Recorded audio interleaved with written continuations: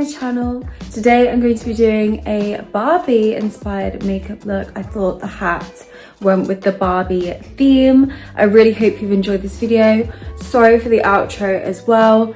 It's just because I'm in a rush to uni, so I had to quickly film an intro, but I hope you really enjoy it. It's going to be a voiceover as well, just so that I can go into depth with each step I'm individually doing, so then you can achieve the best look as well and look like your own Barbie. So who doesn't want to look like a Barbie? So yeah, stay tuned and I really hope you enjoy the video. So the first step I do is just brush up my brows.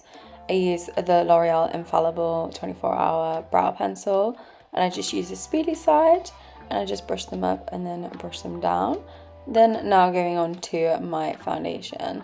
So I mix 2 shades together on the back of my hand, and then I just take my Morphe brush and gently pat in. I both use the Dior, and then I also use a pump of the L'Oreal just to get that coverage. I find if you put it in the back of your hand, you don't use so much product, you get more of a natural kind of finish. And also if you use a brush, I always find you get more pigment compared to a beauty blender now. Used to be a beauty blender girl, but now I've gone back onto brushes. I don't know if any of you guys are the same, but I find they just offer so much more coverage and give me that like matte kind of flawless finish, flawless base, which is what I like, especially for looks like this.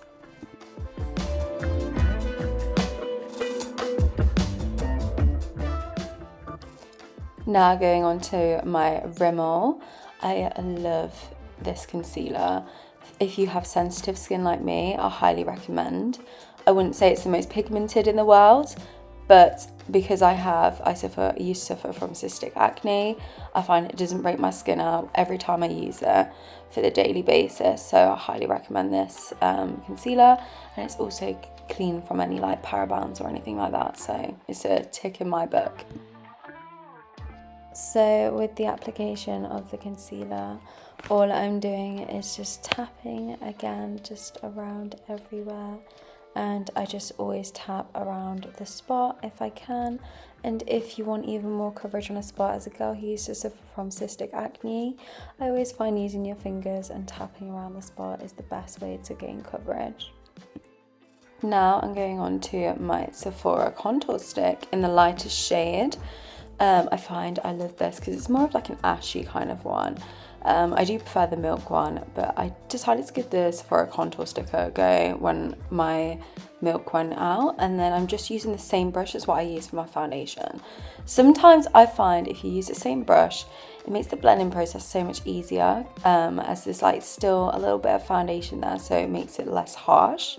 And then I just use like a tapping motion throughout, and then just tapping backwards and forwards until it's all nice and blended. You will see that I did have a little break and I did go on to my forehead, and then I did obviously go back to the left side of my cheek again, and I just tapped it over. And then yes, all I do is just literally just press it into the skin. I find if you swipe, it shifts that foundation, so I always recommend just kind of pressing it into the skin, just so then you're not shifting that foundation, but obviously make sure that you're blending it into your hairline as well, as you don't want any of those lines.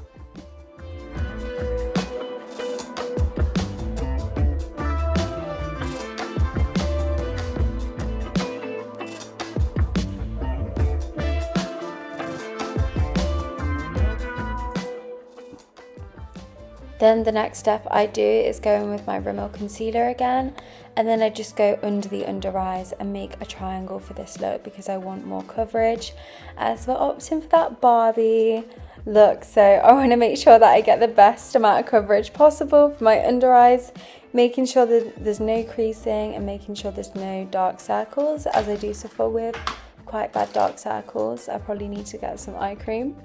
Comment if you know any good cheap affordable eye creams, and I'd be very much interested. But yes, then I just take my concealer brush again, and again I use a brush for this because I find you can get a precise application to your foundation, and it just makes my eyes look so much better as I'm just being more precise. And I use again a tapping motion, and then I just take it on the eyelid a little bit just so then we can prep for the eyeshadow.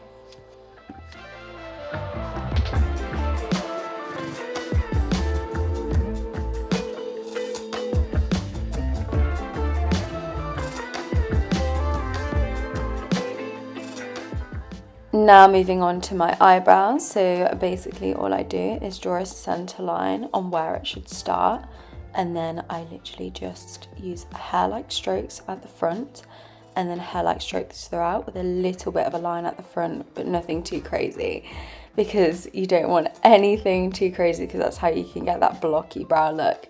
Definitely don't want that. I mean, I feel like I do still kind of do my eyebrows like 2016, but yeah, that's what works for me, I suppose. And then I just brush that all out to make sure it's all blended. If it looks crazy, what I always recommend you do is use your spoolie, brush it out until it looks good. I always feel like my eyebrows look crazy when I'm doing it, but as soon as I brush them out a few times and get them into the shape I want, they look completely okay.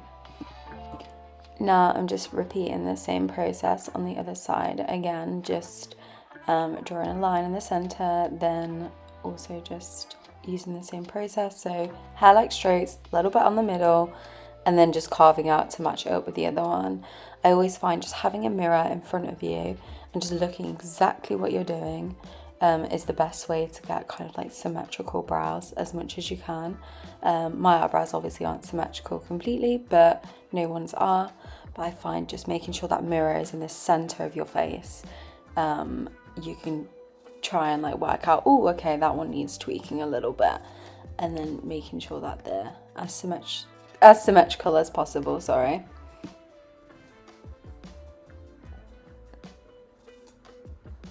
And then what I do is I literally just brush it up again. I always make sure those front bits are blended. Sometimes I draw them a little bit too much, but then that means I can just brush them up again until they blend.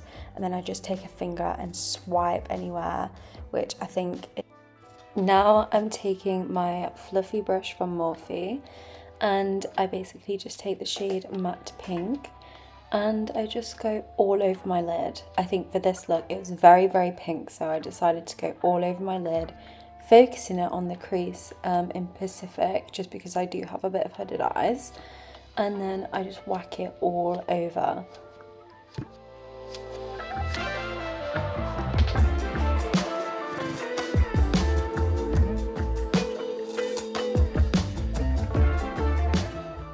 Now moving on, I'm going to go in with a bit of a darker pink, and I just take this shade again, just all over my lid, just to make sure that we get that Barbie pink. I wanted the Barbie pink, honestly.